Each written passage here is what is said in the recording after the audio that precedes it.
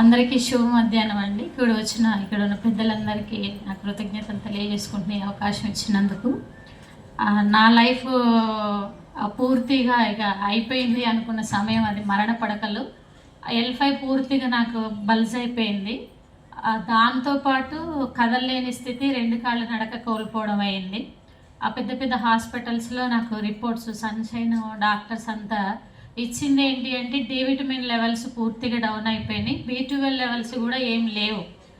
నేను మళ్ళీ తిరిగి పుంజుకోవాలంటే అవ్వని పని. ఆ టైంలో నాకు డెంగ్యూ రావడం జరిగింది. ఆ డెంగ్యూ ద్వారా ఏంటి అంటే ఇక పూర్తిగా మరణం అనమాట. డాక్టర్ అన్న చెప్పారు, ఫ్యామిలీ ఫ్రెండ్ అన్న, ఇంటికి తీసుకొని వెళ్ళండి, చెవుల నుంచి బ్లడ్ స్టార్ట్ అయ్యింది, ఇంకా ఉండడం అనేది జరగదు అని చెప్పి. అప్పటికి వాళ్ళు ట్రై చేశారు. నాకు ప్లేట్లెస్లు అవి ఇచ్చేటప్పుడు ఒళ్ళంతా మంటలు, నైటు అసలు తట్టుకోలేని స్థితి అనమాట. ఆ టైంలో నాకు నాయని లక్ష్మణ్ సార్ భార్యాభర్తలు ఇద్దరు వచ్చి వాళ్ళు మాకు చర్చి తరపున నాకు వాళ్ళు దగ్గర వాళ్ళు, లేదు పిన్ని మాకు ఇవి చాలా బాగా పనిచేస్తున్నాయి చూసాము అని చెప్పి 20 భార్యాభర్తలు ఇద్దరు కూడా మా దగ్గర 3 రోజులు ఉన్నారు. ఆ 3 రోజులు ఉండి నాకు ఐచార్జ్ ఐపల్స్ వాళ్ళు ఇస్తున్న టైంలో నేను తీసుకున్న టైం నాకైతే తెలియదు, ఆ స్థితి నాకు తెలియదు. కానీ 3వ రోజు మాత్రం నాకు వచ్చింది. అంటే పిచ్చి ఉండేది ఆ డెంగ్యూలో. అందులో నడక కోల్పోయి నేను అప్పటికి 2 నెలల 15 రోజులు అవుతుంది, నడక పూర్తిగా ఆగిపోయింది. ఆ టైం ఏంటంటే 3వ రోజు వాళ్ళు వెళ్ళిపోయిన తర్వాత నాకు ఐపల్స్ తాగాలని అనిపిస్తుంది ప్రాణం. ఆ ఫ్రిడ్జ్ దగ్గరికి వెళ్ళాలి, కానీ అందరూ పడుకున్నారు. నైట్ 2 అవుతుంది టైము. నేను అందరికి లేచి వెళ్ళి ఆ ఫ్రిడ్జ్లో ఐపల్స్ తీసుకొని తాగాను.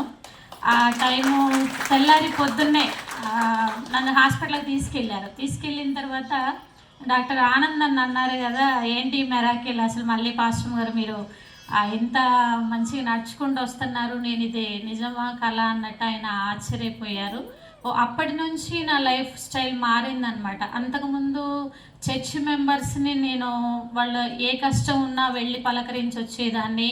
వాళ్ళు ప్రార్థన చేయమని వాళ్ళు 24 గంటలు దేవుని సన్నిధిలో ఉండే నేను పూర్తిగా పడక స్థితిలోకి వచ్చి మరణ పడకల్లో ఉన్నటువంటి స్థితిలో నన్ను పలకరించిన వారు కానీ, హార్ట్ఫుల్గా చెప్తున్నా, నేను ఈరోజు స్టేజ్ మీదని కాదు, ఎవ్వరూ నాతో లేరు. నాతో ఉన్నది చిన్నపిల్లలు. నా పాప అప్పటికి 8 సంవత్సరాలు, నా బాబుకి 12 సంవత్సరాలు. ఆ బాబు నాకు స్కూల్ నుంచి వచ్చి బాత్రూమ్కి తీసుకెళ్తేనే నాకు అయ్యేది కాదు. వాళ్ళకి తిండి కూడా నేనే చూసుకోవాలి, నేనే పెట్టాలి, ఇంకా మరి ఎవరు లేరు నాకు వెనక. ఆ టైం నా కన్నీళ్ళు చెవులు నిండుతున్న సమయంలో ఆరోగ్యాన్ని ఇచ్చింది మొట్టమొదటిగా నాకు ఐపల్స్, వీవా నాకు జన్మనిచ్చింది. సో రెండో టైము సెకండ్ టైం ఏంటి అంటే ఇది నాకు ఉపాధిని ఇస్తుందన్నమాట. ఈ ఉపాధిని ఇచ్చే టైంలో దీనికి నేను ఇలానే నాకు లీడర్స్ చెప్పినప్పుడు, మా లీడర్స్ నాకు పంచపాండవులు 5గురు ఉన్నారు నాతోనే. నాకు పెద్దన్నలాగా సారుని నాకు పరిచయం చేస్తాను అని నాకు మాట ఇచ్చి నాకు ఫస్ట్ మీటింగ్కి తీసుకొచ్చారు. ఆ రోజు నేను మిషన్ కుట్టలేను, మిషన్ కుడతాను, పరిచర్యలో ఉంటాము అలాగా. ఆ టైము నేను ఏం పని చేయనప్పుడు, నేను పుట్టింది 1992, పెళ్లి చేసింది 2005. ఇక్కడ నా చదువుకోవడానికి ఎవరు ప్లాట్ఫామ్ ఇవ్వలేదు. వీవాలో నాకు బాగా నచ్చింది ఏంటి అంటే ఈరోజు నేను ప్రోడక్ట్ డెలివరీ చెయ్యాలి, ఆర్డర్ పెట్టాలి, ఒక కస్టమర్కి ఇవ్వాలంటే నన్ను ముందు స్టడీ సర్టిఫికేట్స్ అడగట్లేదు, ఎంత చదువుకున్నామని అడగట్లేదు. సో అంటే నేను ఆరోగ్యంగా ఉన్నానా లేదా అని కూడా కంపెనీ నన్ను చూడట్లేదు. అంటే రేపు చనిపోయే ముసలతను కూడా, అంటే నా భాషలో అర్థం చేసుకోండి, తను కూడా ఈరోజు డబ్బు సంపాదించగలిగే ప్లాట్ఫామ్ ఇది. విలువలు అడగట్లేదు, అర్హతలు అడగట్లేదు. ఆ టైం నా పిల్లలకి కరోనా టైము, పూర్తిగా నడి రోడ్డు మీదకి వచ్చేసారు 2 పిల్లలు. ఎవరిని ఆశ్రయించడం నాకు ఇష్టం ఉండదు బేసిక్గా. కానీ ఆ టైం నాకు కరోనా టైంలో నేను ప్రజెంటేషన్ ఇవ్వకుండానే నన్ను చూసి మీరేమో వాడారు ప్రోడక్ట్, మీరు లేచి నడుస్తున్నారు అని వాళ్ళు అడిగినప్పుడు నేను వాళ్ళకు ప్రోడక్ట్ ఇచ్చినప్పటికి వచ్చిన 475 రూపాయలు నా అకౌంట్లో నా 2 పిల్లలకి నేను స్టార్ట్ చేసుకున్నా. సో 475 రూపాయలు ఒక ప్రోడక్ట్ ఒక వారంలో వస్తే సరిపోవు కూరగాయలు. అప్పుడు 6వ మీటింగ్ నాకు అలవాటయ్యి నా స్ట్రెంత్ని నేను మెయింటైన్ చేసుకోవడానికి. సో నా మానసిక స్థితిని నేను కంట్రోల్ చేసుకోవాలి. వస్తున్న ఆలోచనలు, మానసిక బలహీనతలు పక్కన పెట్టాలి.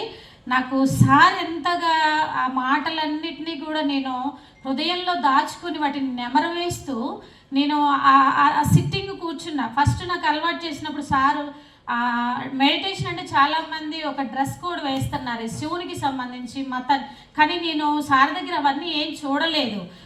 మీకు ఎలా వీలుంటే అలానే కూర్చోమని చెప్పేవాళ్ళు, పడుకొని కూడా వినమని చెప్పేవాళ్ళు, వీడియో ఆఫ్ చేసుకోమని. అట్లా నాకు ఆ నేర్పించటంలో పడుకున్న దాన్ని కొద్ది కాలాన్ని కూర్చున్నా. ఆ కూర్చున్న దాన్ని కుర్చీలో నుంచి బాచిపట్లు వేసుకొని పద్మాసనంలో కూర్చోడానికి కూడా నాకు హెల్ప్ అయింది. సో 8 గంటలు కదలకుండా కూర్చుంటాను, నాకు అది హెల్ప్ అయింది. హెల్ప్ అయిన తర్వాత ఆహార నియమాలు మళ్ళీ ఫస్ట్కి వస్తాను. 475 రూపాయలు నాకు వారం 2 పిల్లలకు పెట్టడానికి అవ్వదు. కానీ అప్పుడు సార్ నాకు కరోనా టైం ఇచ్చింది ఏంటంటే చాలా చీప్ అండ్ బెస్ట్ అనమాట. మజ్జిగతో రాగి జావ లాంటి ధాన్యాలన్నిటినీ కొంచెం పొడి చేయటము, ఇవన్నీ నేర్పించారు. సో అంటే ఆరోగ్యానికి మంచి సలహా దొరికింది. మానసిక స్థితి నుంచి నేను దూరంగా వెళ్ళిపోవడము జరిగింది. నన్ను నేను మిషన్ కుడతానైతే నేను నమ్మలేదు.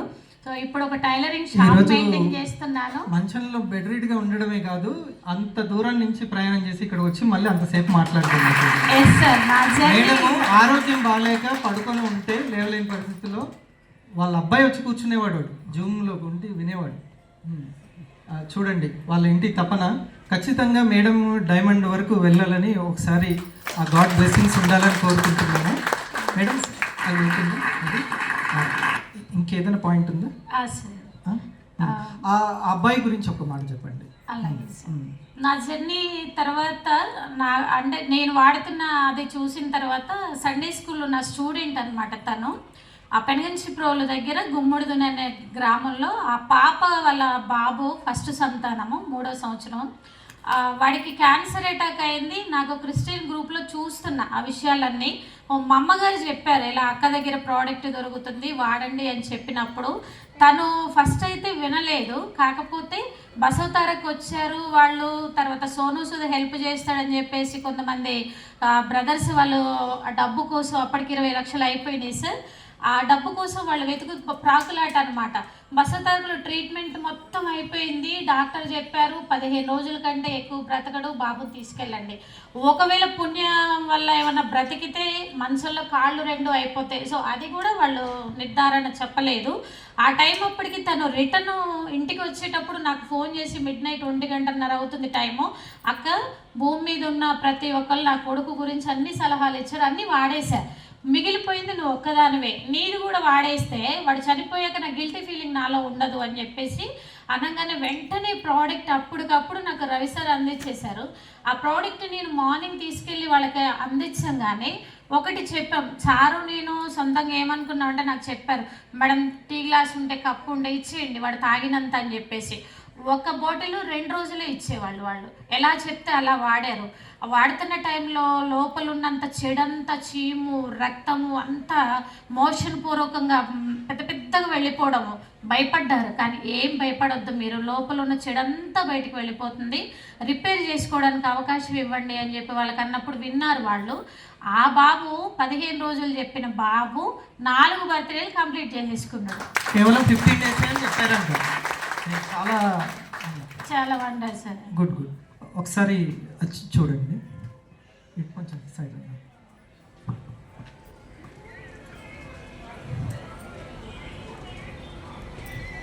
ప్లే.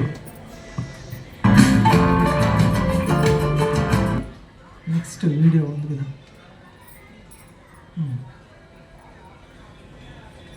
ఆ బాబే కదా sir.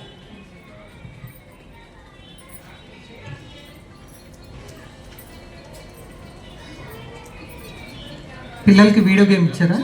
Best result cancer result ఉంది మా ఐకాన్స్ వాడి.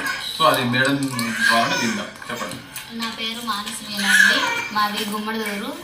ఇక్కడ ఉన్నాడు కనిపిస్తున్నాడు, బాబు పేరు రియాన్ పాలు. ఈయనకి క్యాన్సర్ 4th స్టేజ్ అని చెప్పారు. మేము చాలా హాస్పిటల్ తిరిగాము. విజయవాడ తీసుకెళ్ళాము, హైదరాబాద్ బసవతారక హాస్పిటల్ తీసుకెళ్ళాము.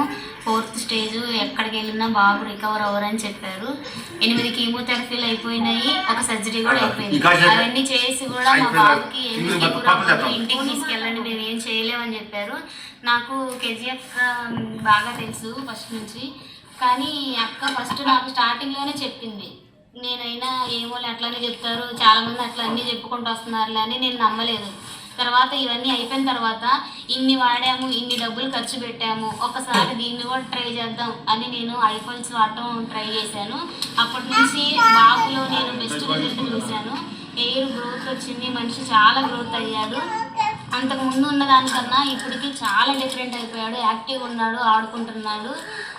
దేవుడి దయ వల్ల మంచిగా ఉన్నాడు ఇప్పుడు మా బాబు. ఐఫోన్స్ వల్ల క్యూర్ అయ్యారని నేను నమ్ముతున్నాను.